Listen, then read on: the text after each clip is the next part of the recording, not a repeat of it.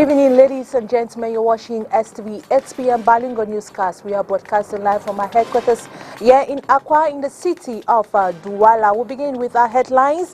In order to promote cocoa production in Cameroon, the Minister of Agriculture and Local Development, alongside his technical partners, have handed over a manual training on cocoa production to the Tropical Cocoa Institute. The ceremony was led by Gabriel Barobe in the nation's capital today, and also His Majesty Nabil Bombonjoya, 28-year-old, is now the leader of the Bamon people in the western region of the country. He was crowned king on Sunday, October 10, 2021, a day after his father Ibrahim Bombonjoya was buried. This and many more in a while. Thanks for joining us on the 8 p.m. Bilingual Newscast on Spectrum Television. You're welcome once more. We'll begin in the French language too. Oriane, good evening.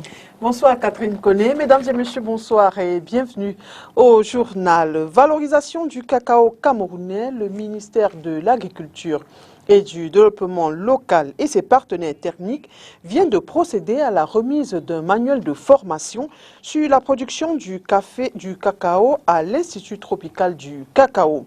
C'est Gabriel Bayeroubé qui a présidé la cérémonie. Mireille Siabzi.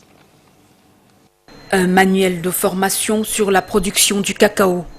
L'idée est de pouvoir booster la production locale. Par conséquent, aussi bien dans le pays qu'à l'international, valoriser la fève Made in Cameroun.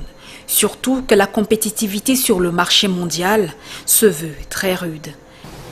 Je voudrais déjà saisir cette occasion pour remercier le programme Cocosol et notre partenaire IITA et l'ONG IDH qui ont contribué, chacun en ce qui le concerne, à la réalisation de ce manuel qui est quand même un travail qui a duré 2 ans sur le terrain, dans la recherche, dans les 4 pays concernés par ce manuel qui sont le Cameroun, la Côte d'Ivoire, le Ghana et le Nigeria.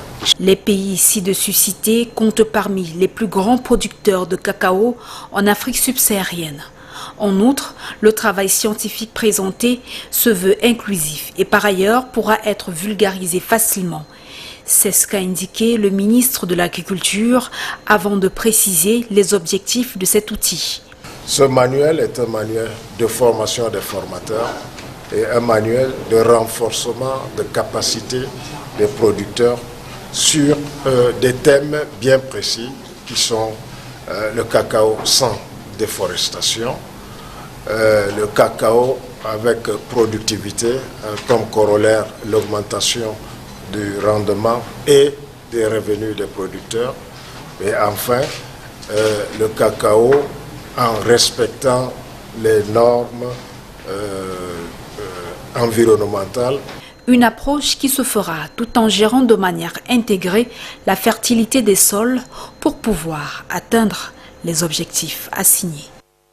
And as we mentioned in our headlines, a series of traditional rites characterized the enthronement of new Bamon King, His Majesty Nabi Bombonjoya, following the passing of his father, late father Ibrahim Bombonjoya. The 28-year-old monarch, among other rites, was given a royal bath to confirm his enthronement. This in Josephine Binti.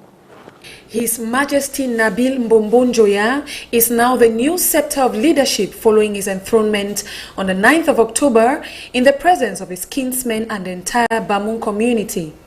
The new Sultan's enthronement was marked by a series of traditional rites that began in the early hours of the 8th of October. The new king and notables demand by tradition has to be given a ritual bath at the river to reinstall the king's authority. Le lendemain, comme Inch'Allah demain matin, le roi passe Angelum. After all this is done, the next day, the king will go with notables to the river where we visited. There will be a comfort ritual done on him with these rites, which are typically to reinforce his kingship and power. When this is done, he will go to Njimam, where he will be received by other notables.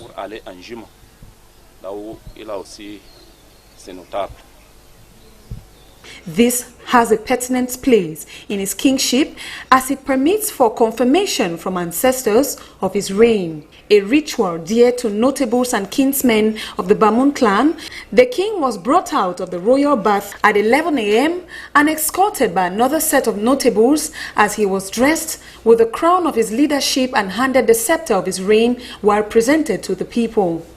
The occasion was graced with sons and daughters from within and the diaspora who desire to see the enthronement of a 28-year-old sultan who is expected to walk in the steps of his fathers and forefathers till the end of his days on earth. Fon Rifoum Bombonjoya Mohamed Nabil est le nouveau sultan roi des Bamoun. Il a été officiellement présenté hier à Fumban, dans la région de l'Ouest. Âgé de 28 ans, il est le chef de la division des affaires administratives et juridiques des services du gouverneur de la région du Sud. Inès Panga. Son nom circulait déjà sur les réseaux sociaux. Et certains ont choisi de faire le pied de grue devant les portes du sultanat jusqu'à tard dans la nuit pour confirmer ou infirmer ces nouvelles de la toile après les hommages rendus au défunt roi ce 9 octobre 2021. Et ce dimanche, 10 octobre 2021, aux environs de 11 h, c'est la confirmation. Mfon Rifoum Bombonjoya Mohamed Nabil est le 20e monarque de la dynastie de Chariyen. Le conseil des 9 notables en Bamoun-Kom a surfé avec les volontés testamentaires du roi décédé pour le choisir. Mfon Rifoum Bombonjoya Mohamed Nabil est né le 9 août 1993, un an jour pour jour après l'intronisation de son père en 1992. Âgé donc de 28 ans, le nouveau sultan est un diplômé de l'École nationale d'administration et de la magistrature ENAM de la section économie et finances. Depuis 2020, il est le chef de la division des affaires administratives et juridiques des services du gouverneur de la région du Sud. Une fonction qu'il va quitter pour assumer la royauté comme l'avait fait son père, Sa Majesté Ibrahim Bombonjoya, après son intronisation en 1992. Let's now talk on something else. Several public projects under infrastructures in Kumba, in a Mema division of the Southwest region, have been inspected by the Senior Divisional Officer Chamberlain Ndong. The inspection was carried out over the weekend. Details with Kriste Asekiswele.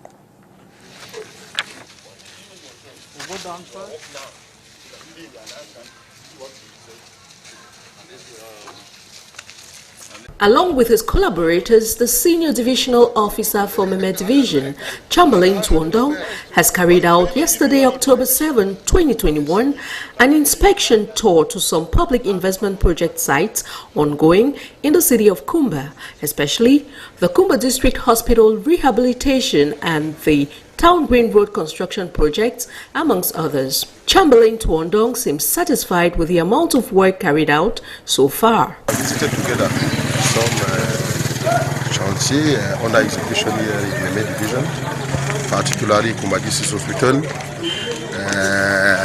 Town Green, and at the end this road where they are supposed to be pavement. Let me start by Kumba District Hospital, construction of that destroy Kumba District Hospital. Now in that vein, we realized that the contractor is doing a wonderful job now. After all the recrimination, after all the complaints coming from the administration, they have now finally put in place a good team which is doing a wonderful job. Let me congratulate them, expecting that the remaining 4 months are going to help them to complete what they are supposed to deliver to the Kumba population. This project, which is part of the Ministry of Decentralization Public Investment, has been hindered and delayed greatly by the heavy downpour which has been constant in the region. It's a part of public investment project from the Ministry of Decentralization.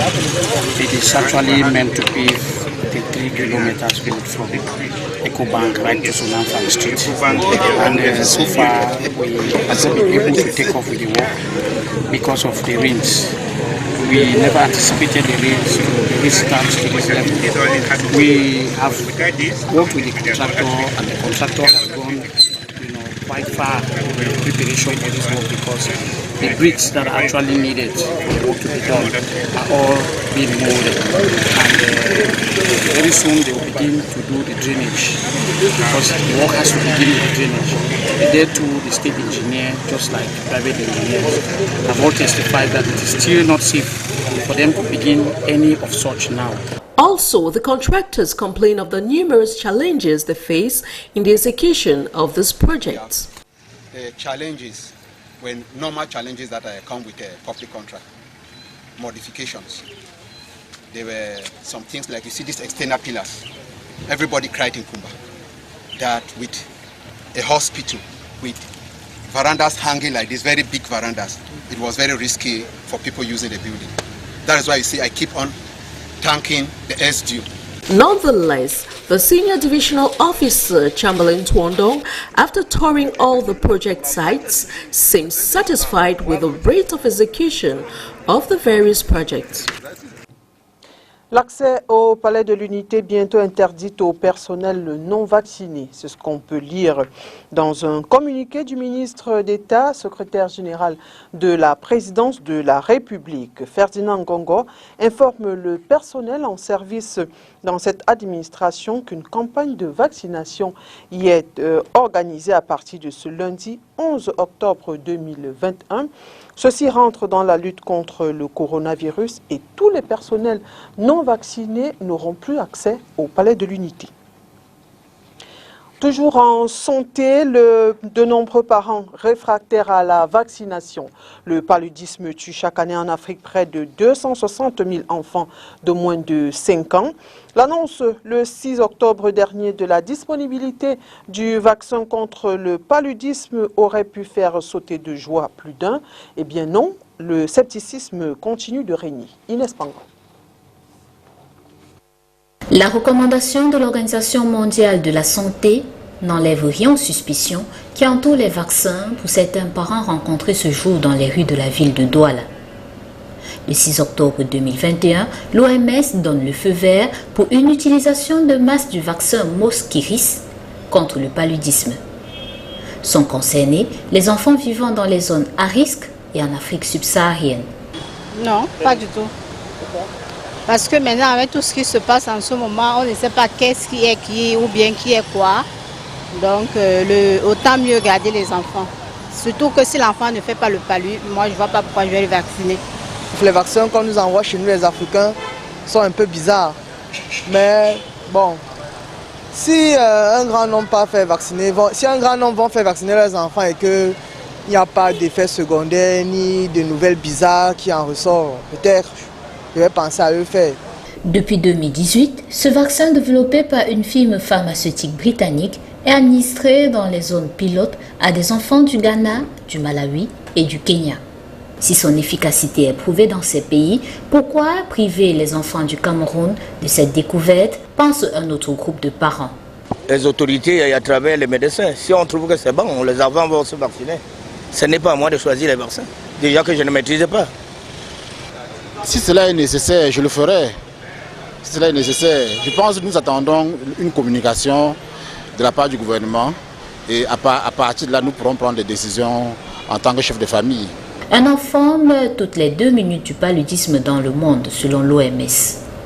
En Afrique, le paludisme tue plus de 260 000 enfants âgés de moins de 5 ans chaque année. De l'eau potable dans les ménages, la société civile et les populations réclament davantage. De plus, le syndicat national des travailleurs de l'énergie, de l'eau et des mines du Cameroun s'oppose à une privatisation de la Camwater. Le dit syndicat était face à la presse à Yaoundé. On fait le point avec vous, Mireille Sabi.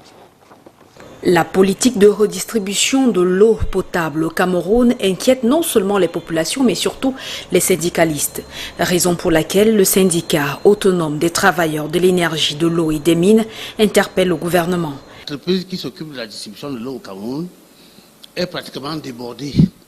Elle n'a pas suffisamment de moyens et les situations qu'elle rencontre sur le terrain ne lui permettent pas d'aller au-delà. Et plus grave encore, ces textes, puisque c'est une entreprise publique administrative, ces textes ne lui permettent pas d'avoir suffisamment d'autonomie pour pouvoir satisfaire les exigences des populations en matière de l'eau et au minimum même les exigences de ses clients. D'où cet embarras, davantage corsé par le fait que l'État du Cameroun a l'intention de privatiser, surtout que l'on se souvient qu'en mai dernier, un appel à candidature a été lancé pour un cabinet international pour auditer la Camboata. Et dans ce même appel d'offres, il est dit spécifiquement que l'État s'en tiendra au conseil que le dit cabinet lui donnera à la fin de son audit. Vous ne connaissez pas 2 ou 3 cabinets au Cameroun qui peuvent faire cet audit? Quand on dit un appel d'offres international, ça veut dire que l'auditeur viendra de l'extérieur. Et quand il va venir de l'extérieur, il dira au gouvernement camerounais que Camboata n'est pas viable, il faut privatiser. Et vous savez que la privatisation, c'est pratiquement le vol. C'est le vol du patrimoine national. On ne peut pas... L'entité qui vient pour gérer l'eau, elle vient faire des bénéfices, elle ne vient pas faire le social.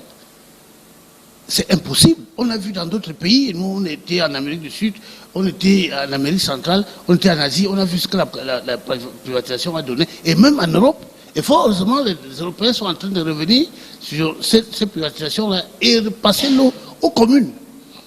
Ces syndicalistes appellent le gouvernement à transférer réellement les compétences et à donner les moyens financiers conséquents aux communes pour s'occuper des problèmes d'eau concernant les populations rurales. La chaîne de radio privée RIS FM basée à Yaoundé, ravagée par les flammes dans la nuit de dimanche à lundi 11 octobre 2021. Difficile de connaître l'ampleur des dégâts pour l'instant. S'agissant des probables causes, des messages du promoteur de cette chaîne radio, Sismondi Balev Bidjoka, sur les réseaux sociaux, laissent penser à un court-circuit. À la suite de cet incident, ce dernier a reçu de nombreux messages de réconfort, dont celui de Maurice Kamto. Le président du MRC a écrit sur son compte Twitter « RIS Radio ravagé par un incendie, les efforts d'un jeune compatriote ruiné. Tous mes encouragements à M. Sismondi Balev Bidjoka afin qu'il s'en relève le plus vite. » Fin de citation. On parle culture à présent, littérature. Astrid Aimé séjourne actuellement au Cameroun. L'écrivain franco-camerounais est venu présenter son premier ouvrage intitulé « Repères », un ouvrage de 314 pages qui aborde des thèmes comme l'immigration, l'indépendance du Cameroun et surtout la filiation père-fils. Makedal Dignotion. Grandir sans père et sans repère, c'est la meilleure expérience qu'a connue Astrid Aimé, née à Yaoundé et partie en France à l'âge de 11 ans. En 2018, le franco-camerounais effectue un retour aux sources et rencontre enfin son père. Une rencontre entre rire et larmes qu'Astrid Aimé relate dans son premier ouvrage intitulé « Repères ». Repères parle de transmission, il parle de la relation entre les pères et les enfants. Le fait d'écrire ce livre, c'était comme pour moi une thérapie, mais c'est une thérapie qui, je pense, va parler à plusieurs personnes comme moi, ou des personnes qui vivent des situations similaires à la mienne. Le déclic de ma prose, comme je disais, c'est ce retour, c'est cette rencontre avec mon père. Mais c'est vrai que, comme vous avez dit, le parcours a été, je dirais, on peut dire chaotique, mais il y a eu des moments de joie. Donc c'est vraiment un entre-deux. On est vraiment dans un entre-deux dans ce livre. Tout n'est jamais tout noir, tout n'est jamais tout blanc. Donc on est entre deux mondes. Contrairement au canot habituel, Repères est un livre qui n'est pas publié par une maison d'édition. Ce n'est pas un livre édité par une maison d'édition. Je suis passé par l'auto-édition, notamment en m'inspirant de personnes qui passaient par des campagnes de financement participatif. C'est ce qu'on a fait avec ce projet. Donc le principe, c'était de récolter une somme et à partir de cette somme, éditer le livre nous-mêmes pour avoir autant de liberté qu'un écrivain qui est dans une maison d'édition, quoi. Sauf que personne ne nous donne des conditions et des limites.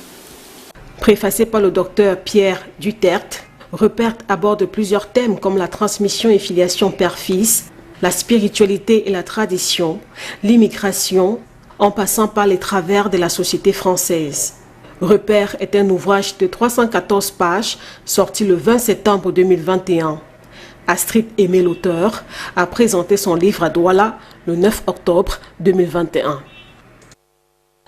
And that's it for the 8 p.m. Balingo newscast on Spectrum Television. Ladies and gentlemen, thanks for watching and see you tomorrow. Oriane. Bonne soirée Catherine Koné et à demain. Mesdames et messieurs, merci à vous d'avoir été des nôtres et bonne suite des programmes sur Spectrum Télévision.